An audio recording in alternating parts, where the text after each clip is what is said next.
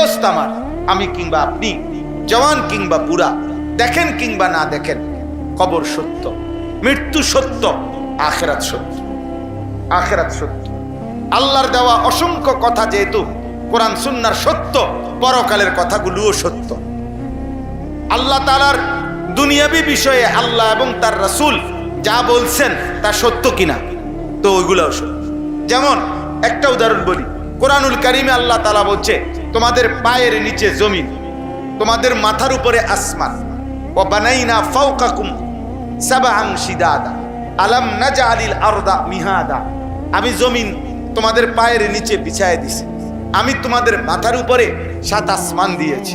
এখন বলেন তো, একটা উদাহরণ দিলাম আর কি, এখন বলেন এই পৃথিবীতে কোনো বিজ্ঞানের গবেষণায় এটা কি প্রমাণিত হয়েছে যে জমিন মাথার উপরে, আসমান পায়ের নিচে? কোথায়? তাহলে আল্লাহ যেমনে বলছে এমনি কিনা, না উল্টাটা দেখা যাচ্ছে? তাহলে আল্লাহ যা বলছে তাই তো। তাহলে বোঝা গেল আল্লাহ পাকের বলা এই তথ্যটা যদি ঠিক হয়, ওইটাও ঠিক, ওইটাও ঠিক। এরকম আর কি।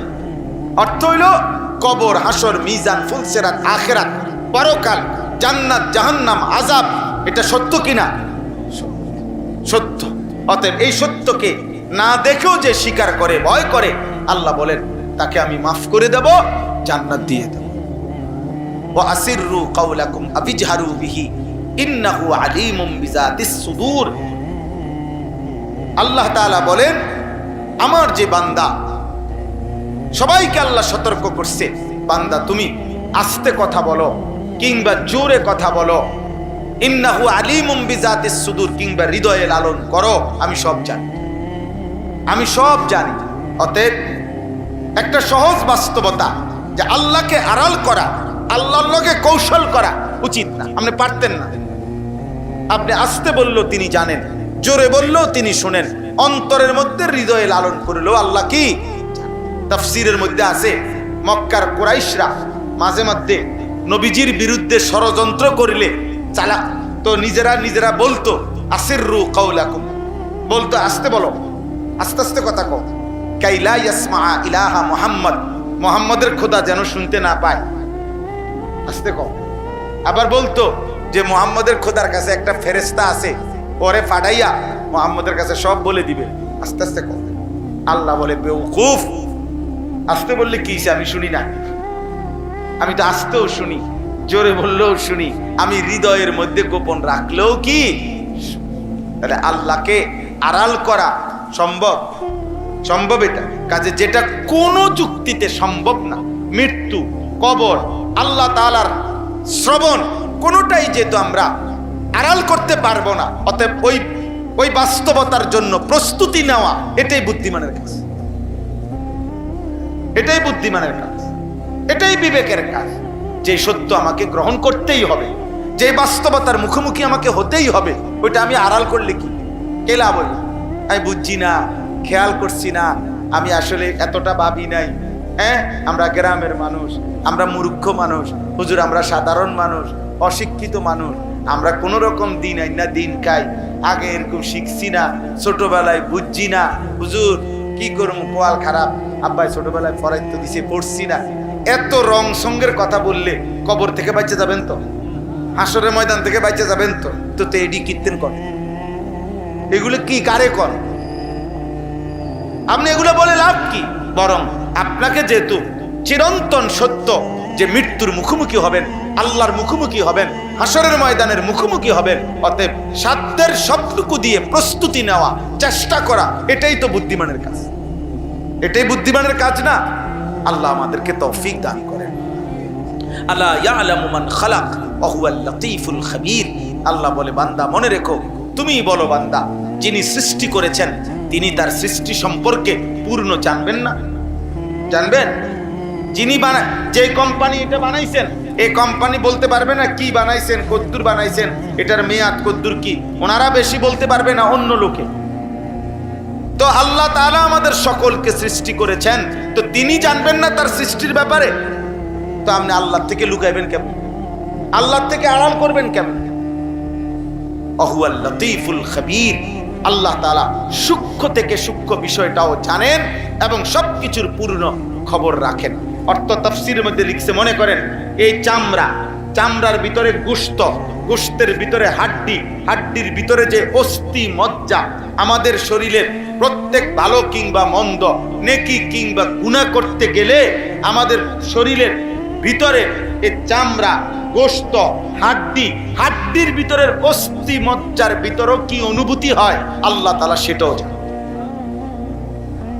আহুয়াল লতীফ, সূক্ষ্ম থেকে সূক্ষ্ম বিষয়টাও কে জানে। অতএব আপনি কোন সাইডে এক যাররা আল্লাহ থেকে লুকাবেন এমন সিস্টেম আছে কি? হুয়াল্লাযী জাআলা লাকুমুল আরদা যালুলান ফামশু ফি মানাকিবিহা ওয়া কুলু মির রিজকিহি ওয়া ইলাইহিন নুশুর। এটাই শেষ কথা। আল্লাহ তাআলা বলেন, অতএব হে বান্দা, এটা মনে রেখো, আল্লাহই তোমাদের জন্য গোটা পৃথিবীর সবটা জমিন তোমাদের অধীনস্থ করে দিয়েছেন। আল্লাহই করে দিয়েছেন।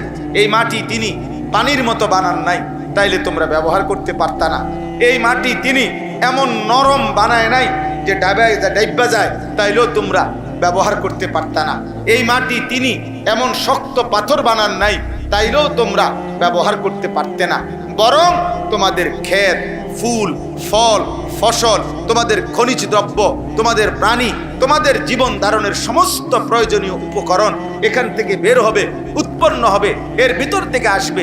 এরকম উপযোগী করেই আল্লাহ তোমাদের অধীন করে মাটিকে বানাইছে। অতএব পুরা জমিন আল্লাহ বলেন, আমি তোমাদের জন্য দিয়ে দিয়েছি, তোমরা আমার জমিনের যেদিক দিয়ে মন চায় ওই দিক দিয়েই তোমরা হাঁটো, চলো, ভ্রমণ করো, চলতে ফিরতে থাকো। ওয়াকুলু মির রিজকি, এবং আমার দেওয়া রিজিক তালাশ করো, উপার্জন করো, খাও, বক্ষণ করো। গোটা জমিন তোমার, দেশে থাইকা পারো, বিদেশে গিয়া পারো, শহরে গিয়া পারো, যেখান থেকে পারো, জমিন সবটাই আমার। খাও, তুমি রোজগার করো, উপার্জন করো, হাঁটা চলা করো, এই দুনিয়ার মাটিটা ব্যবহার করো, আমার জমিন ভোগ করো, কোনো অসুবিধা নাই বান্দা। শুধু একটা কথা মনে রেখো, ওয়া ইলাইহিন নুশুর, আমি আল্লাহর কাছে ফিরতে হবে। কি করতে হবে বলেন? এই কথাই কদ্দুর মনে রাখো, একদূর শুধু ভুলে যাইও না।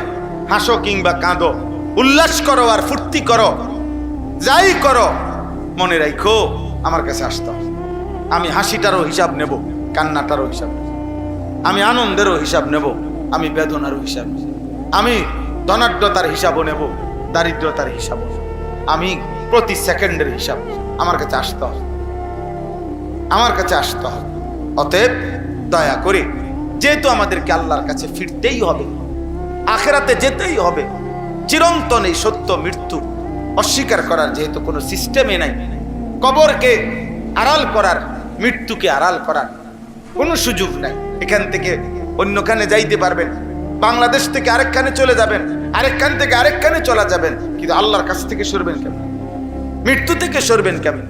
অতএব এই বাস্তবতাকে বুঝে নিয়ে আমাদের প্রত্যেকের উচিত না দেখেও আল্লাহকে ভয় করা, আল্লাহর আযাবকে না দেখেও আযাবের ভয়ে গুনাহ ছেড়ে দাও।